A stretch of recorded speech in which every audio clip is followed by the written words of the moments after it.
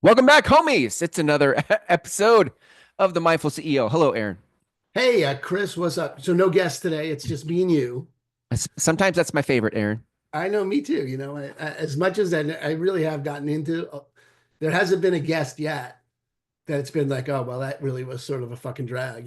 Not hasn't been like that. All We've, right, yeah. Good uh, job sourcing. Good job sourcing. I would even acknowledge your talent yeah, recruiting. even the compliance, the Yes, I like that one actually. which is like, That was great. and the Septemics guy, the seven Yeah, steps. And did you wind up getting that book? I did. Yeah. And is it? Yeah, it's very heady, which I would expect from the author. He was, very intellect forward. Yeah, But yeah, I mean, it's cool if you can kind of skim through the broad strokes of it. yeah. It seems like a really in-depth disc, or Yeah. what's the other one that people use? The Enneagram or the Enneagram. Yeah, yeah, yeah, Enneagram. yeah. Very Enneagram-esque. In, I in, always love it when somebody can codify their world. You're like, yeah, and extra credit if you can put alliteration to it. yeah, yes. And you love that shit. That's Yes. Yeah. um yeah. So what I thought would be really useful for listeners today, given where we are, they'll probably be listening to it after the end of the year, but the next this block of 3 or 4 weeks is a great time to complete on 2024 Yeah. so that one can create 2025. And I think that's Mm, always um, I think that's often a missing certainly in hustle culture, that there's not enough time to pause mm, in general, but there's specifically not enough time to pause and reflect on mm, what worked and what didn't work, what's there to acknowledge, what growth have we, look, where are we taking ground, um, and what disappointments we had, any regrets, any place where we thought we were going to take ground where we didn't, mm, um, and things mm. like that. And then I know you've been doing that work. I mean, I've just been following your posts, and know that you've been doing that work, a lot of reflection, and I thought that'd be really useful. So, Yeah. um, I'd love to just start there, Chris, because like I said, your posts uh, are always compelling, but the last set, they've been coming out in a little faster of a right. Yeah. And Yes. yeah, so why don't you Um, just jump in, and if you were gonna, if the question that you were answering was overall, like the overall heading is, what have you taken ground in this year, and what have you taken away? What are you taking out of 2024 as lessons learned? Um, yeah. what do you say? Well, yes. I mean, this year in my life in particular is hard to put it all into a summary because it's just been, I mean, the last five months have been the hardest, and I think I said in my post, the worst 5 months of my life, the last 5 months. Um and that's, I mean, so I've been pretty raw. I've been very intentional to let myself go through the feelings Yeah, and the lessons. To your point, I love that point about hustle culture. It's like I don't have time for that. right. I don't have time to go feel what this is supposed to teach me. I got to. So Well, I say a little bit about give people context, because I know what you've been going through.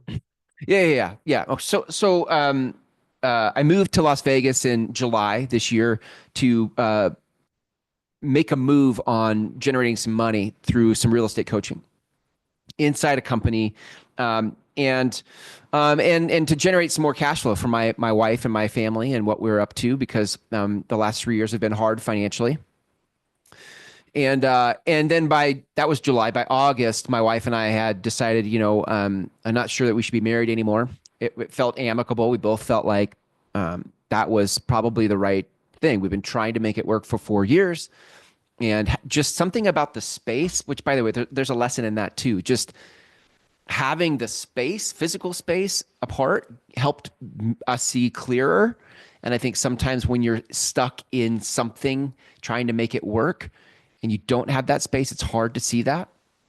Um, and then, at the time, it just felt like one of the, yeah, this feels like it's done. But then all kinds of emotions came up about, oh my God, like I've always thought of myself as a family man. And And then something happened where I felt like she was punishing me. So I had some anger and some real rage that was coming up from um, some of the proceedings of that disillusion, and so I just have been like doing my best to stay present to the lesson and like not try to sugarcoat it or make it all okay, because that's my part of my pattern is to just be, oh, it's okay. Just put a smile on it, you know? Turn Yeah. that frown upside down.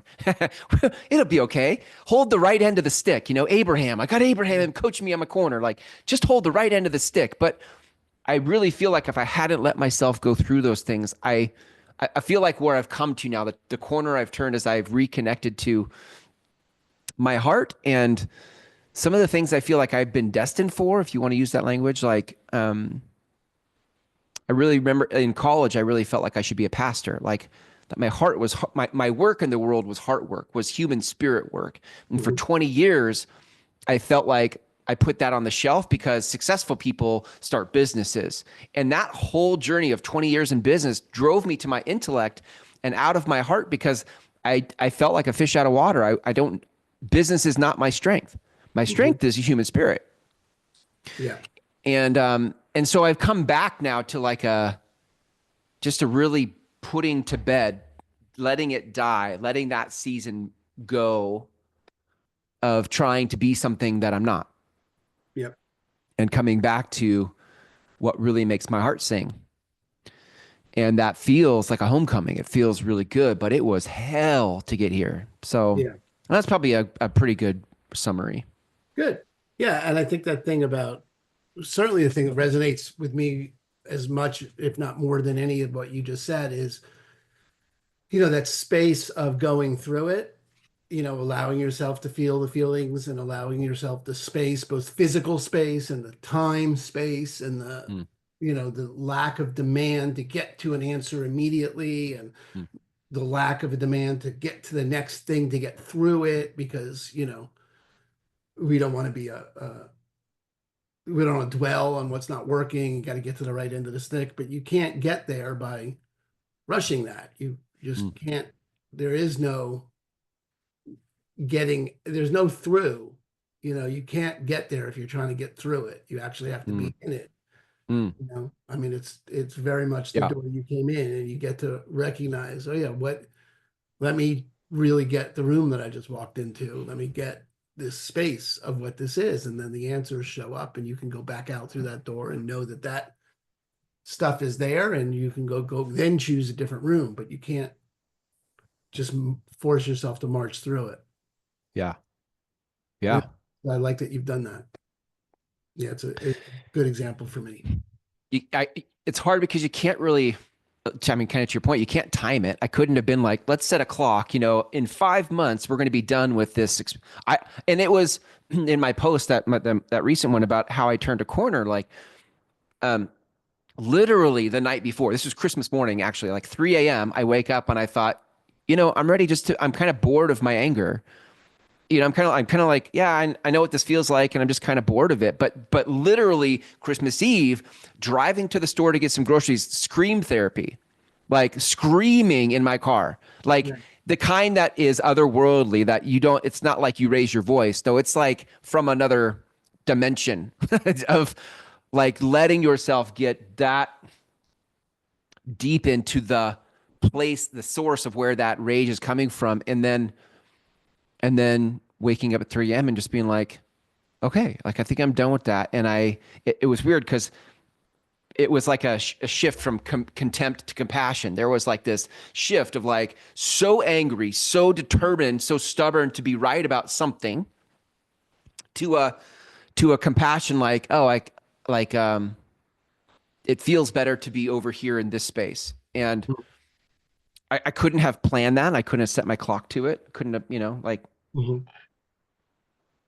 and I don't know that I would have had that transformation, that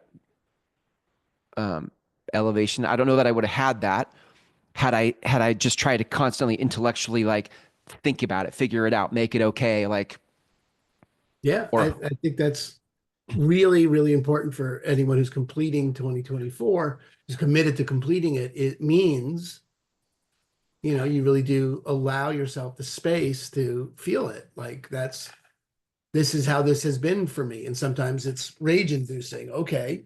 And we're really bad in our culture of um, handling that, Hmm. where Yeah. we insist on handling it versus letting it run its course. Like you're going to be angry until you're done being angry.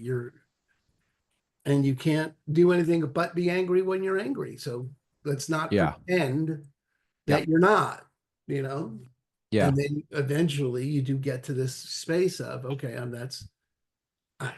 I, I'm not through with it. I'm just bored with it. I'm going to go back out that door, the anger door, Yeah. because there's nothing left in this room for me. Yeah. I think there's some, I think in the space of the tension between mindful and CEO, there are some, for me, I'm looking at my own life, but I'm trying to make this for everyone. Like there are sunken costs where we will stick with the business we started, or we'll stick with the path we were heading down. And I did it for 20 years in trying to be a successful business guy. And I'm pretty stubborn, so I can stick it out. I will go the distance. Watch me. And and as if I'm proving something to someone, I don't know who. Uh, Mhm.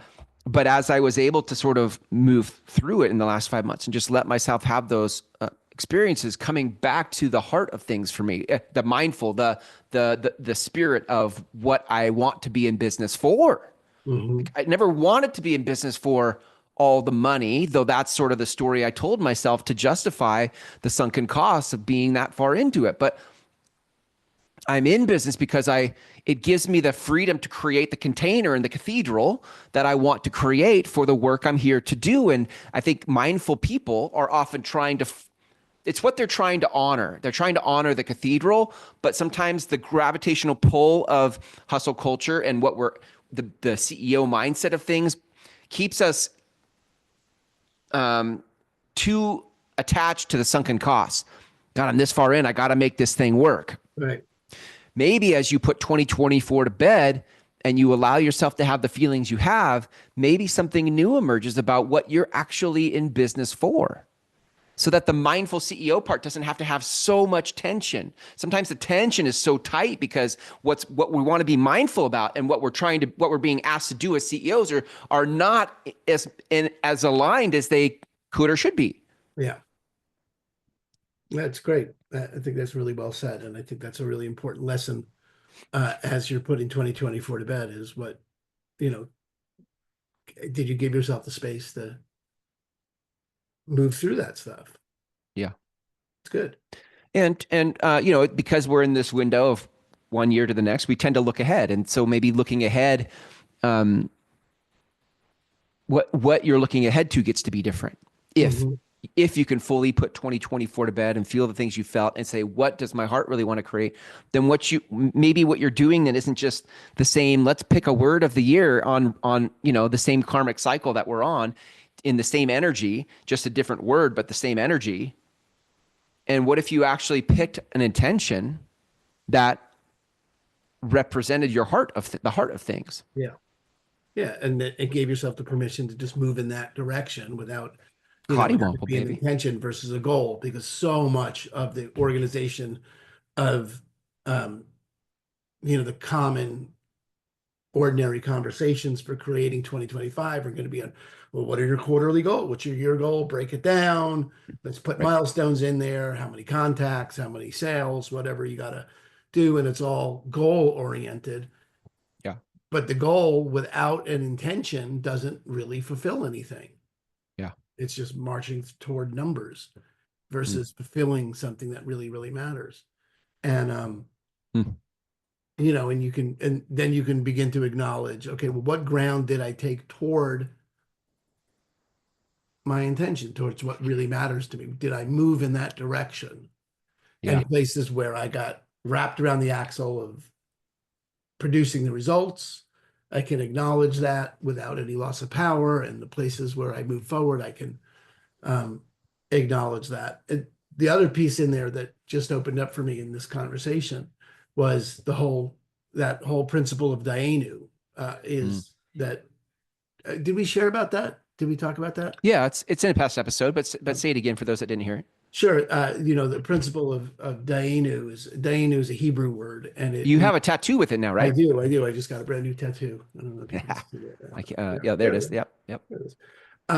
To remind me, because I think it's just a beautiful expression of gratitude, especially now in this context of completing and creating.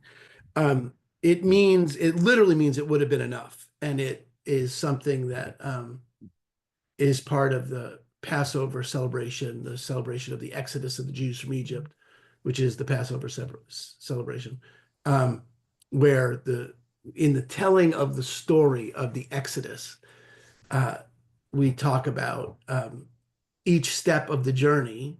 If the way it's presented in the Seder, in the Passover celebration, is if God had freed the slaves and not brought us to the Red Sea, it would have been enough. Had he Mm, brought us to the Red Sea and not parted the waters, it would have been enough. Had he parted the waters but not let us cross, it would have been enough. Had he let us cross and not closed the sea on our enemies, it would have been enough. Had he brought us to the desert and not fed us for 40 years, it would have been enough. So you say it would have been enough at each step. And that was always really confusing to me as a child. Like, mm. the fuck it would have been. The fuck are All you right. talking about? It would have been. It would not have been enough if All you, right. how are you? Where are you? What the fuck are Mm, you looking at? How is that mm, even possible that you would even pretend that would have been enough? And in engaging in it and looking, in engaging in that debate, and that is something that Jews are fabulous at, debating and or arguing, and it interpretation that I found that I loved of that was it's meant to point to the opportunity of celebrating each step of the journey as if it were the whole journey. So you're not waiting for the end of the journey to celebrate. mm, That you can celebrate each step as if it were the completeness, as if it were complete. mm, And you can, it's consistent with, hey man, it's about the journey, not the destination, which is sort of a common, mm. Yeah. self-help guru kind of thing to say, Zen kind of thing to say.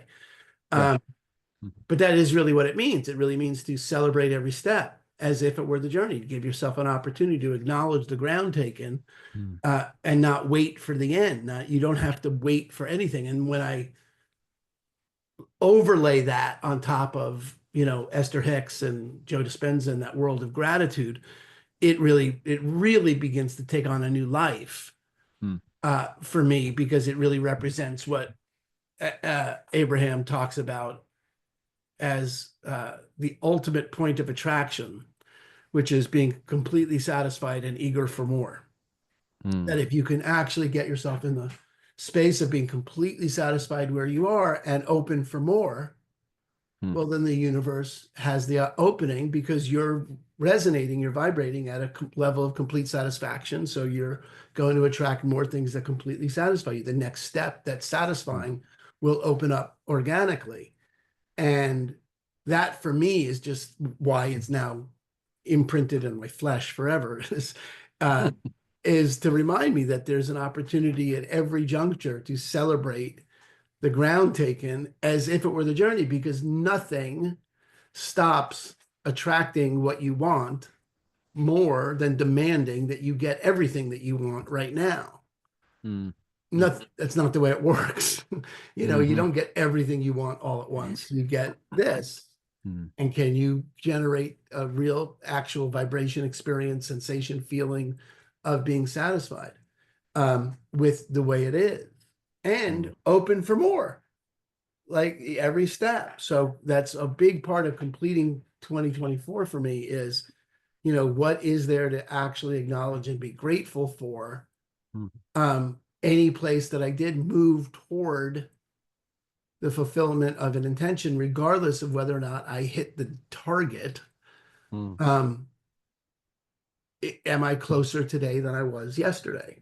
And if I'm not, then what were the barriers and obstacles? And can I celebrate the witnessing, the observation of the obstacle? Can I celebrate that I can now see that as an obstacle where I wouldn't celebrate the witnessing of an obstacle in the past? It would just be like, fuck, Hmm. I failed. Yeah. And any Yeah. place where, if you're listening, and any place where you have failed to hit your numbers, right? If you're a CEO and you failed to produce the result that you were committed to, um, you're unlikely to create a space and a clearing of that, of being able to accomplish that, if if what you're resonating with is just failure and disappointment and upset and, you know, not having gotten it together. Um, can Mm-hmm. you give yourself the grace to celebrate that you're even looking? That may be all there is to celebrate. That may be, Yeah. and the truth is that's never all there is to celebrate, but it may be the first thing. Yeah. And if you can give yourself the grace to celebrate that, then you can begin to see the next thing to celebrate and the next Yeah. thing and the next thing. Yeah. Right. Yeah. Which is what I Yeah. really liked about what your post spoke to that. In the midst of getting a divorce and all the stuff that you went through, you know, being able to, celebrate the marriage you did have and the family you do have and you know, Yeah. the who you've become now inside the separation and who Jenny's become inside the separation. And while, it certainly wasn't the way that you wanted it to go when Uh-huh. you got Yeah. married, it is the way it went. And is what is there to celebrate inside that? Yeah. Yeah. Yeah. Which just comes back, that comes back to me reconnecting to my heart. Like it wasn't available. The Dainu wasn't available in my intellect, by Right. the way. Yeah. So I had to be willing to feel the feelings and get to the place where I could. Yeah. Hang on one second. Yeah. The compost thing is like banging and Sorry. I as I got part. I think I got part of that on the. I paused it for a second. Just the but it. I keep hearing Rick Rubin in my head as you and I are talking about, like, just, let go. There was some YouTube video with a thumbnail of Rick Rubin. It says let go, let go. And there's this. I think my mind, and I think it's the nature of the mind to just constantly like work it, work it, work it, work it. Like it's just constantly trying to find its way out or forward or some, to the goal, to the whatever. And there is a letting go. I don't have to figure this out. Mhm.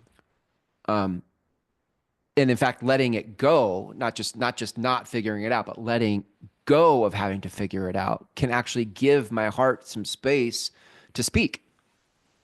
And in listening and in feeling, um, at least for me, that what I've noticed is it's been easier for me to have the Dainu. It's that it is enough. That this has been this. If none of that other stuff happened, this was enough, and I just Yeah. couldn't get there. I couldn't get there Yeah. without And you can't access get to my heart. there. That was the thing, is in that inquiry as a kid. It's like I couldn't get there. It's like it doesn't make sense. If you don't get to the promised land, how is it enough? Right? The Doesn't fuck make you talking sense. about? If you just Right. let us die in the desert, why would we be Right. celebrating it would be Right. enough? But that's an intellectual interpretation of the thing Mm.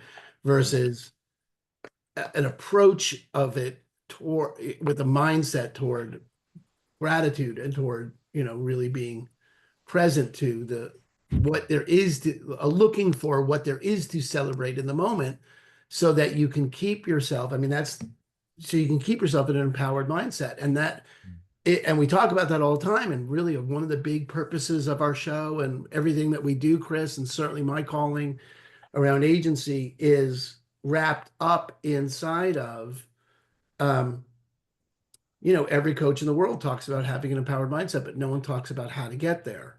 Mm. And this is how you get there, is that you detach the ego, you detach yourself from the grind and the hustle and the demand for instant results. You detach yourself from that and you become the observer Yeah. of all that. And Mm. which is funny too, because then the next thought, and you'll resonate with this, Chris, given the area in which the most upsetting piece of this whole thing showed up for you, Mm. was this Ram Dass quote, our main man, Ram Dass, which was if you think you're enlightened, go spend a week with your family. And uh, because that's where all the shit hits the fan. That's where all our unresolved trauma is. That's where all the, we have less space for that. They know us better. They know Yeah. all the shit about us. We know all the shit about them, and all the young, untransformed conversations show up. Just got back from a week with my wife's family, who she really gets sort of upset when I refer to them as my wife's family and not my family. Uh, Hmm. uh, but it's really triggering for me. I got so fucking upset this vacation over something that happened, and it's really sort of a nothing thing that happened. It wasn't some major, you know, reality TV kind of drama. It was a very mild Uh-huh. situation in reality, but it was very triggering for me. Mm. And I ceased to be the observer. I began, Mm. operating as my opinions, Mm. um, not observing my opinions. So it's the more triggered we are, the more the opportunity of mindfulness to contribute, of like slowing down to really get, okay, well, what's really at play here? Mm. What's Mm. really going on here? This is, am I really committed to my opinion, or am I willing to generate an experience of owning the opinion as, part of who I am, Yeah. I am someone who walks around with this opinion. Um, there's Mm. that Buddhist inquiry is there's two different metaphors that I've heard Thich Nhat Hanh use about this, but it's, if you're carrying a cup of coffee and simpler one is if you're carrying a cup of coffee and someone jostles you and you spill the coffee, right? The question is, okay, well, why did the coffee spill? Mm. Because somebody bumped you? Yeah, and that's the way it looks to us, is that because Uh-huh. someone bumped us, but the real answer is because there was coffee in the cup to spill. Uh-huh. Yeah. That's Mm. already inside you. It's Mm. not got nothing to do with the person bumping you. You Yeah. spilled coffee because you had coffee in the cup. Right. You're already there. That's if I get upset with my family, it's not because they bumped into me. It's because I had that anger already in me.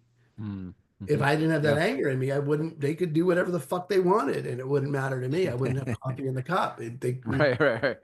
It wouldn't be a big deal at all. So I got to start being responsible for it. Inside my cup Mm. inside my cup is that anger, that disappointment, that rage, as you were saying. Yep. That's all in you. That's got nothing to do with the external circumstances. And the more we can observe that and ground ourselves in that, the more say we have about that's a moment of Satori, a moment of transformation for us to get. Mm. This is not about what's happening. Yeah. There is no out there, you know? Yeah. I love that. Yeah, I love it too. I thought it was really, yeah, a great metaphor. Trying to think if there's so the other story, I'm just trying to see if there are any difference. So just in the name of a Kadiwample, I just want to see if there's a difference between the two stories, but I'm pretty sure there's not. Um, the other story is a monk decides that he's very agitated, very upset, and he wants to get to the bottom of it. And he gets away from other people by getting into a boat and rowing out into the middle of a lake. And he's meditating in the peaceful quiet of his boat in the middle of the lake. And uh, in the middle of meditation, all of a sudden another boat bumps into his boat, and he's enraged that he can't get the fuck away from everyone. And no matter where he goes, people are going to bump into him and disturb his peace. And he opens his eyes, and it's an empty boat. It's just a boat randomly in the water. And he realizes in that moment that it has nothing to do. It's not other people at all. It's all within him. Mm. Um, Mm. Mm. I think Mm. that's the same metaphor. I'm pretty sure that's the exact same metaphor. Um, So anyway, that's the opportunity. So, um, Mm. yeah, anything. So, question really is then where did you take ground this year, Chris? What else would you say about that? I mean, I feel like that I have returned to my heart. If nothing else came, that would be enough. You know, Yeah, that the ground that I took was this year in its own cosmic ways delivered me back to my heart, you know, and if the future never comes, then that was enough, you know, like yeah. that's the ground I took. I feel like No, that's great. Yeah, that was the big win. that's What good. about you? Did you have I didn't really ask you like your big wins or your takeaways? Well, so I think a lot of the wins are involved in our codifying this conversation. Hmm. We talked earlier about codifying something, and I think we've taken a lot of ground in codifying and uh, drawing a container outline, like putting scaffolding. Yes. Well, yes, it's a Love word I that use. word. Yeah, I used it in my landing pages and my frequently asked questions about the course that I'm rolling out in January for Living a Grateful Life. I'm ready to roll out another version of the Living a Worry-Free Life, but this time it's called Living a Grateful Life in a Fucked Up World. Uh, and it's 9 weeks of mindfulness, um, gratitude meditation training for people. And it's funny, I was thinking of you because I used the word scaffolding.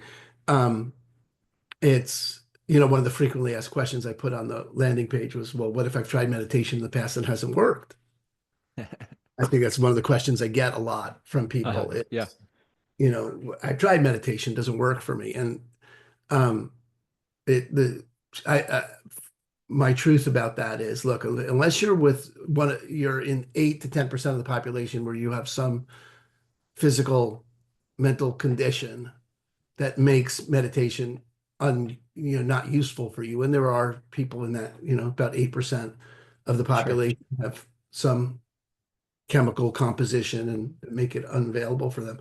It's very likely that you just didn't have the right scaffolding, the right Mhm. teacher and the right scaffolding around you to train you in what meditation is and what it's not and how to get it to work for you.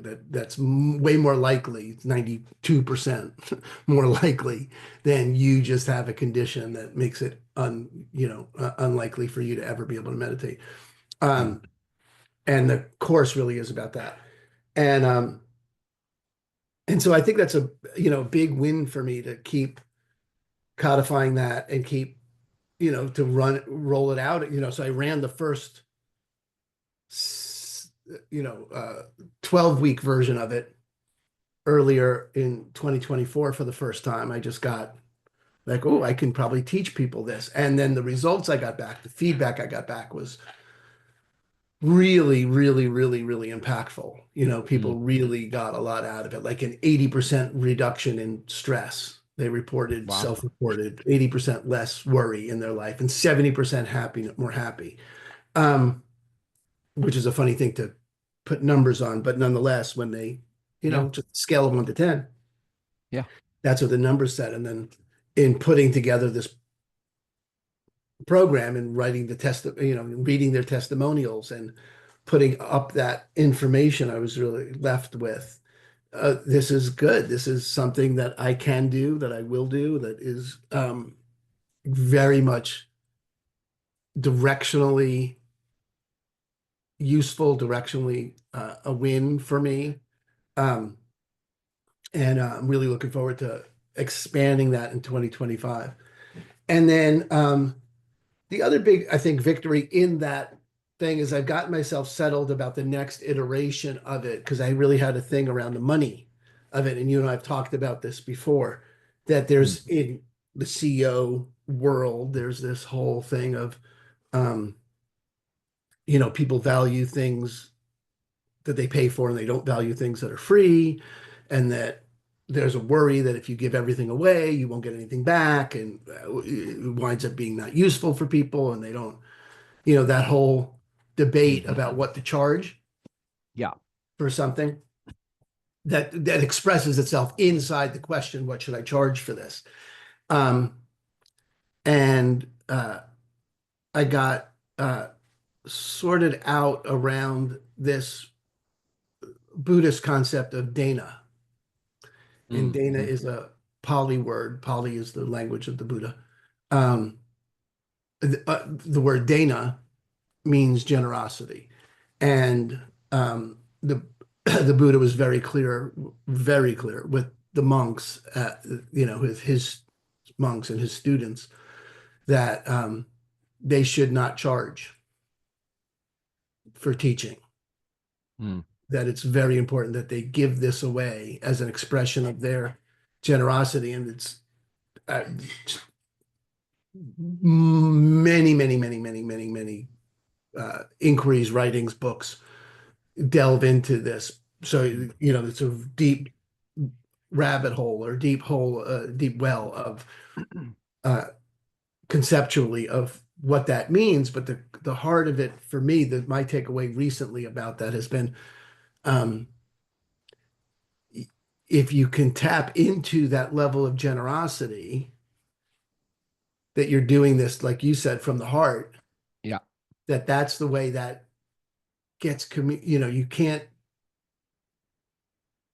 train people in gratitude and in uh, you certainly can't train people in gratitude without touching on generosity. I think those two ideas are intrinsically, yeah, conjoined, attached, yeah, yeah. they're twined. Um, that if I do this as my own expression of generosity, it's got more authenticity for me than if I did it as a course that I charged for. Mm, That it has more resonance. That no, this is a free thing that I'm giving away. I got this transformation for myself, and I'm giving it to anyone who wants it for free, and I don't have to worry about it, right? And mhm, then that's my expression of Dana, and it's from the CEO world. yeah. It's a business model that works. I mean, if you think Mm, it, when you get into it, my teacher here on the island teaches, I'm going to do my first Vipassana retreat this year, mm, multiple days of silent meditation. And in any of the schools that do it, from Spirit Rock, which is sort of a very, very fancy as you get in the world of Vipassana, in the world of meditation, Spirit Rock is it. It's Jack Cornfield's was the founder of that school and mm, sort of big time to even the smaller ones, the Goenka, and Goenka was one of the original uh, um, uh, I want to say Burmese, but I don't know that for a fact at this moment, but one of the certainly original teachers of Vipassana. mm, All the teachers that show up in any of the schools, none of them charge. It's mm. if Jack Cornfield goes to teach, you pay for the facility, you pay for the retreat center, you pay for your room and board Yeah. because those are real world costs that need to be, you know, accounted for. But the teachers themselves don't get paid Mm, except by Dana at the end. They live on whatever generosity of the students. And then so the teachers are all giving freely mm, with no yeah. expectation. And then at the end, the students have an opportunity to express themselves, need to connect, have the opportunity to connect to their own level of generosity Mm, and give what they feel it was worth. And this is the best thing I ever read out of this whole thing was like, when it says Cloud Mountain has this, is another school. They have a little thing about it, right? Like, well, how much should I give? Like people want to know how much should I give at the end? And their best advice is you give the amount based on based on your life, based on what you have, that would leave you with no regret. mm, mm, And I just love that. yeah. That it allows the student then to tap into and really look to see, okay, how much would I give that would give me, if I give $1, would I regret giving $1 for this? Right. I gave, $1,000. Would I regret giving $1,000 for this? There's a dollar amount that for me as a student would leave me with no regret for having Mm. received whatever I got. And Wow. I Love have to that. look for myself. And there's no expectation that the teacher has that it be any number at all. And each student gets to decide for themselves what it is. But it's a way of, elevating the student in Mm. terms of their connecting to what generosity really is Wow. for Yeah. themselves. And I was like, that is, that any way you slice that, that shows up as like, that's the perfect way to do this Mm. because it's Love that. completely consistent. It's not, I'm charging $400 straight up for an online course or whatever. I'm charging nothing for it. And at the end, you'll be given an opportunity Mm. to connect to your own level of accomplishment, your own level of value, your own whatever Mm. amount that you say leaves you with no regret is the amount that you give. And you'll get to look for yourself and determine how much that is. So in Mm. the world of mindful CEO, I think that's a really elegant Wow. way of resolving that tension Yeah. between those two things. And, Mm. the teacher, my teacher here on the island, all those teachers, that's how they live. They live their Yeah. life from that Wow. space. So it's a valid business model. And it just feels like, oh yeah, that, you know, I get 20 people in a cohort and that would then provide, I'm sure.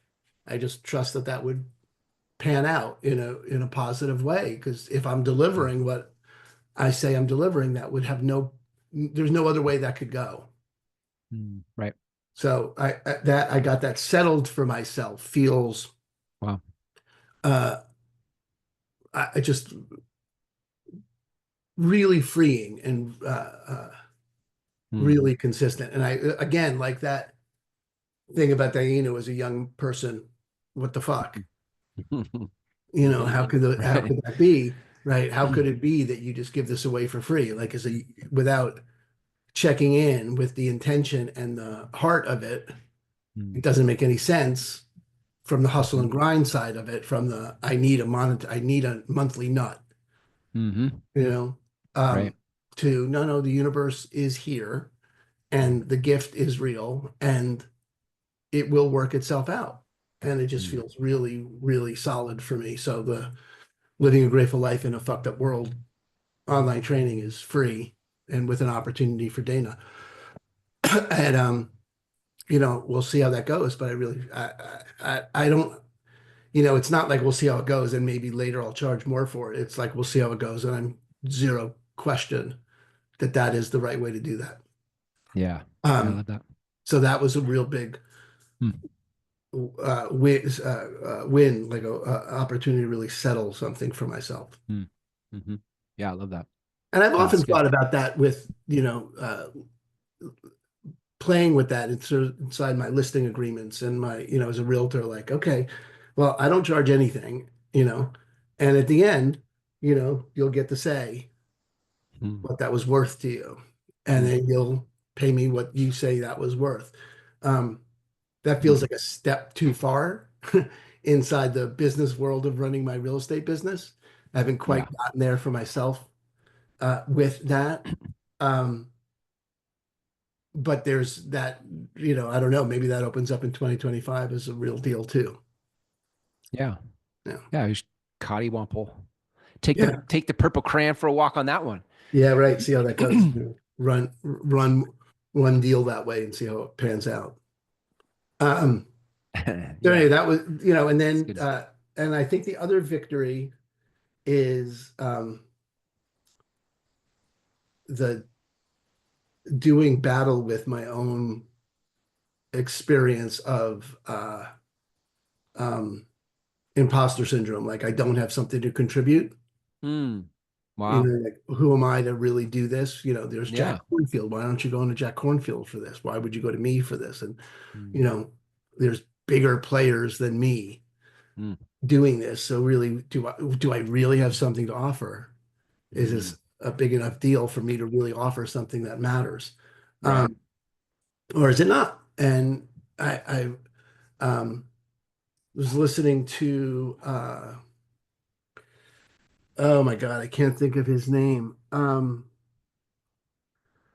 this is the problem with being an old white guy is I can't remember his name. uh, he does a lot of work with childhood trauma. Hmm. And I was listening to him speak, and it was, that feeling of being a fraud Hmm. isn't a feeling. It's a belief, Hmm. because you can't argue with your feelings, Yeah. and that was what we've just been going through, is that you don't argue with your feelings. You feel how you feel about it, but you can challenge beliefs. Hmm. Hmm. Can't challenge your feelings, Right. but you can challenge your beliefs. And Hmm. his Mate, yeah, Gabor, Gabor Mate. Gabor. Yeah. Yeah, I know his son very well. I led the ILP for his son. Oh, And nice. great guy, great family, brilliant people, just lovely, lovely, lovely, lovely people. But his take on it is that's all, sourced by childhood trauma, when you had a fake who you couldn't express yourself fully as a child. Hmm. You had to pretend to be someone you're not, Yeah. get through in the Hmm. world. Right. And you now have an installed belief that Hmm. you can't be authentic. You have to Hmm. pretend. And then anytime you have your full heart and you're really exposed that way, you have a belief that that's going to turn out poorly for you. Um, so it's not really a feeling you have of imposter syndrome is not so much a feeling, but it's born out of a belief that was Hmm. installed as a child when we had to fake it about Hmm. something. And Hmm. it was just a little Yeah. Instagram reel clip of him talking about it, but it really resonated with me. Like, yeah, that's one of those things that when you hear it, it strikes you like, oh yeah, that's true. Because I used to have, um, I used to cry a lot as a child, like Hmm. as a boy, and you, you can't do that as a boy. Hmm. In New York, especially, huh? Yeah, you just can't cry. It's not okay. Hmm. Um, so it's not okay for me to lead from my heart. It's not okay for me to be that vulnerable. And Hmm. that's definitely a belief that's been instilled in Hmm. me. Uh, and I don't think I'm alone in that as a man, that as a boy, we're very, very clearly taught crying is not okay. Hmm. And yeah, it's a belief worth challenging for me. Hmm. And I think and the more I put this out in the world, this work on gratitude, the more I get committed to express that in the world, because it's a very heart-based conversation. Right. Um, the more I challenge that belief, Hmm. the more I get back in terms of opening Hmm. up a new way of Hmm. operating in the Hmm. world. And so Hmm. it's been really, really Yeah. another Do big victory of 2024.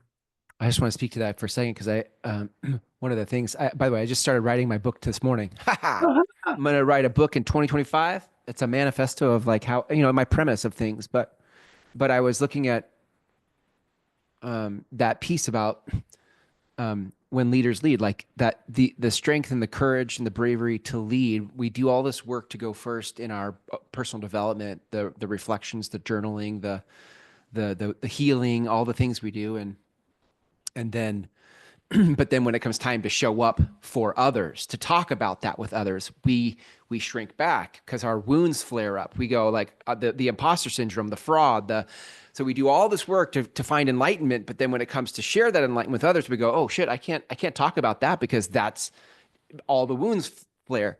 And but it is in the I just have this sense of like it is in the completing the cycle, take in the healing and then turn it back around and share it with others, that completing that cycle, the iteration of you sharing, just like you're saying, like that you begin to share this work of gratitude and this heart-based work, and it through the iteration of it, it's challenging the belief that you're a fraud, that it's getting relegated, that belief is getting relegated to the past where it belongs, and you're able to stand even more in the work. But that only happens because you've been sharing it and iterating it publicly. Yeah, that you've been dealing with it, which is Yeah. why I started this conversation with your posts, because that's Yeah. what you do very often, is that you're really just sorting out. And um, when you said you started writing your book, I started using a new piece of software Mm. to write a book, which is really conflicting for me because I'll share why. Because I've had a hard time like organizing the thoughts and the arguments and the piecing it all together. And Jordan Peterson Mhm. put together a piece of software called Essay, where it's a really nifty little interface of being able to sort through your thoughts and organize your thoughts in a very organized way, and Wow. to be able to edit it in it's Cool. super Cool. cheap. It's like $6 a month or something. Cool. But the conflict is it was put together by Jordan Peterson, who's someone whom I have a real ethical dilemma with. Like I really Uh-huh. find him to be uh, beyond abrasive, Uh-huh. but really in like sort of in the bro culture of Yeah. life, and Uh-huh. that I don't. So now I'm left with, okay, how much do I really want to? How interested am I in using the tool developed by someone who I fundamentally philosophically have this many issues with? But I started using it, and it's, like I said, it's a real nifty way of keeping the thoughts organized. So you could check it out for your book and tell me. I'll have to check it out. Yeah.